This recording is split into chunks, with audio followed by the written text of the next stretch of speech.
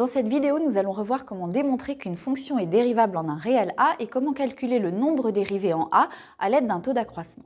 Alors tout d'abord, redonnons la définition d'une fonction dérivable. Eh bien, une fonction est dérivable en a si son taux d'accroissement entre a et a plus h, taux d'accroissement que j'ai rappelé ici, admet une limite finie quand h tend vers 0.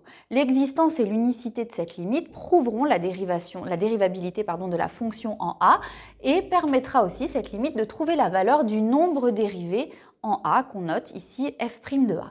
Alors regardons plus précisément sur un graphique ce que cela représente. Donc le taux d'accroissement est représenté graphiquement comme étant le coefficient directeur de cette droite que j'ai tracé ici en rouge et qui passe par les points de la courbe de f, points de coordonnées a et f de a, et a plus h et f de a plus h. En fait, ici, on s'intéresse à ce qui se passe pour la fonction aux alentours de ce point d'abscisse a. Et on vient placer sur la courbe un autre point positionné suffisamment près de celui-ci pour que son abscisse puisse se noter également a plus un petit quelque chose. Et en faisant tendre h vers 0, c'est-à-dire en faisant rapprocher ce point-là de celui-là, la droite tracée en rouge va venir prendre une position limite qui est appelée la tangente à la courbe au point d'abscisse a.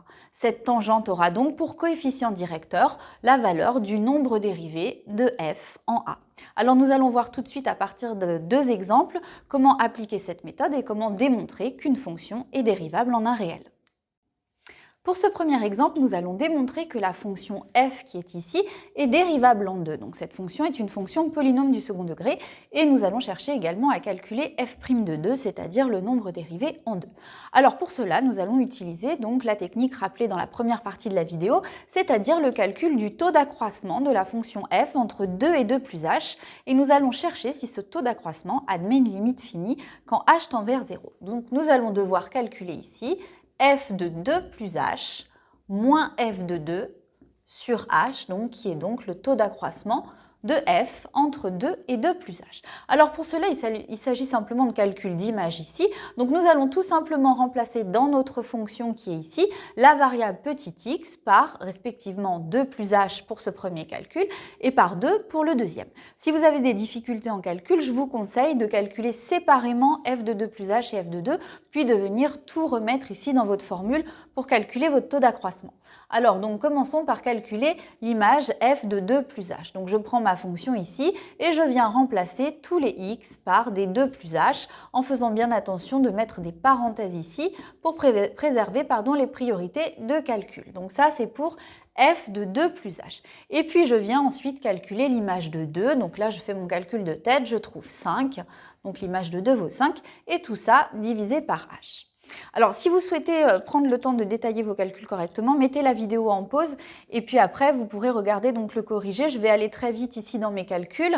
Donc, je vais développer cette partie-là, puis la réduire. Quand vous avez développé et réduit, vous faites attention, vous avez une identité remarquable ici. Eh bien, vous allez trouver pour cette partie-là, donc la partie qui correspond à f de 2 plus h carré plus 5h plus 5. Et puis, vous avez ici donc moins 5 sur h, ce qui vous permet donc de simplifier votre calcul en h carré plus 5h sur h. Voilà. Dernière étape de simplification très importante, c'est de venir simplifier par h si vous voulez pouvoir faire votre limite ensuite. Alors vous faites attention, la division ici par h porte sur les deux termes du numérateur. Si vous voulez éviter les erreurs, vous pouvez mettre h en facteur au numérateur avant de faire votre simplification. Au final, il va vous rester h plus 5. Alors l'idée maintenant qu'on a calculé ce taux d'accroissement, eh bien c'est de venir chercher la limite de ce taux d'accroissement quand h tend vers 0. Eh bien votre limite ici, la limite quand h tend vers 0 de la quantité h plus 5 qui représente donc votre taux d'accroissement, eh bien cette limite est égale à 5. Il vous suffit simplement ici, disons, de prendre h égale 0 dans votre calcul. Alors on trouve donc ici un taux d'accroissement qui a une limite finie égale à 5 et donc on va pouvoir conclure que notre fonction f est dérivable en 2 et de plus que son nombre dérivé en 2 est égal à 5. Donc ici, on a fait d'une pierre deux coups. Non seulement on a démontré la dérivabilité de la fonction en 2, mais le calcul de la limite nous a permis de déterminer le nombre dérivé de f en 2. Alors pour ce deuxième exemple, nous allons prendre une fonction un tout petit peu plus compliquée, la fonction définie par f de x égale 2 sur x plus 5, et on va chercher à démontrer que cette fonction est dérivable en 0 et calculer bien évidemment f' de 0. Donc même technique que précédemment, l'idée c'est de calculer tout de suite le taux d'accroissement de f entre 0 et 0 plus h. Comme la fonction est un tout petit peu plus compliquée ici, je vous propose qu'on calcule séparément les différentes données qui vont être nécessaires pour ce taux d'accroissement.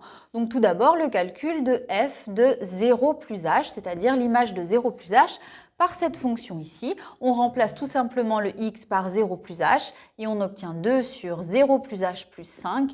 L'écriture du 0 ici est inutile, donc 2 sur h plus 5. Ça, c'est pour le calcul de f de 0 plus h. Et puis, on va avoir besoin aussi de f de 0 pour faire ce taux d'accroissement. Donc, l'image de 0, vous l'obtenez tout de suite égale à 2 cinquièmes. Maintenant que vous avez calculé donc séparément vos deux données, eh bien vous pouvez construire votre taux d'accroissement de f entre 0 et 0 plus h, c'est-à-dire f de 0 plus h moins f de 0 sur h. Et c'est là que les difficultés vont commencer puisque ce taux d'accroissement en fait intervenir des fractions. Donc pour les calculs, ça peut être un petit peu plus compliqué. Donc vous obtiendrez ici 2 sur h plus 5 moins 2 cinquièmes, le tout sur h. Et là, il faut faire très attention de ne pas simplifier n'importe comment cette fraction et de bien aller jusqu'au bout de la simplification si vous voulez trouver la limite quand h tend vers 0 de ce taux d'accroissement. Alors au numérateur, ici, vous avez une soustraction de fractions. Et bien pour soustraire ces deux fractions, il faut les mettre au même dénominateur.